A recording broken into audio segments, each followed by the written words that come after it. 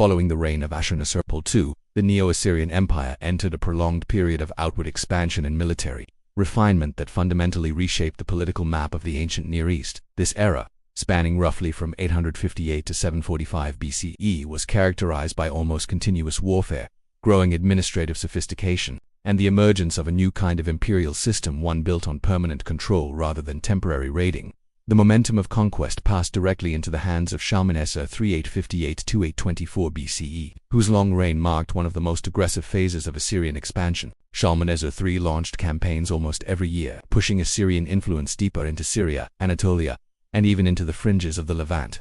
One of his most famous battles occurred in 853 BCE at Karkar, where a coalition of Levantan states including Israel, Hamath, Aram, Damascus, and others attempted to halt Assyrian advances. Although the coalition temporarily checked Shalmaneser's progress, the Assyrians continued to exert pressure on the region for decades afterward. Through a combination of direct military action and diplomatic intimidation, Shalmaneser forced many city-states to pay tribute, ensuring their economic dependence and political submission. However, despite military successes abroad, the empire faced growing instability at home.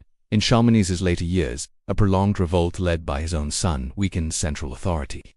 This internal conflict allowed many subject territories to reassert their independence.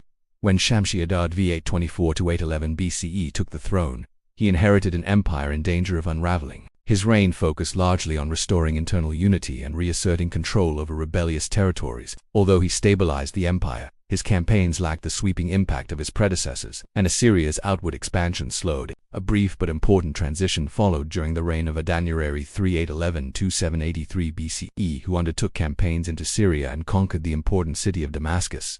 His reign, however, also witnessed a growing trend: the rising power of Assyrian provincial governors. As more territories were incorporated into the empire, high-ranking officials gained increasing independence and wealth. By the time of later kings such as Shalmaneser IV, Ashur-dan III, and Ashur-nirari V, Assyria entered a period of stagnation marked by plague outbreaks, internal power struggles, and weakening royal authority.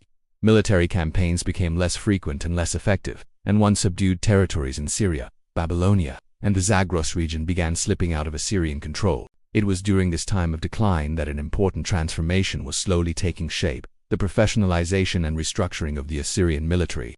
Earlier kings had relied heavily on levied troops and seasonal warfare, but by the mid-8th century BCE, Assyria was developing a more sophisticated year-round fighting force. Cavalry units, originally small detachments, became more prominent, replacing chariotry as the elite striking arm of the army.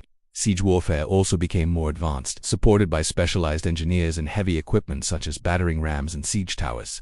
These reforms, while not fully realized during this period, laid the groundwork for the dramatic resurgence that would soon follow. By 745 BCE, the empire was weakened but not broken. Assyria possessed a strong administrative framework, a tradition of military discipline, and an experienced if underutilized core army. What it lacked was a powerful, decisive ruler, capable of reorganizing the state and initiating renewed expansion. That figure would soon arrive in the person of Tiglath-Pileser III, whose rise would mark one of the most significant turning points in ancient Near Eastern history.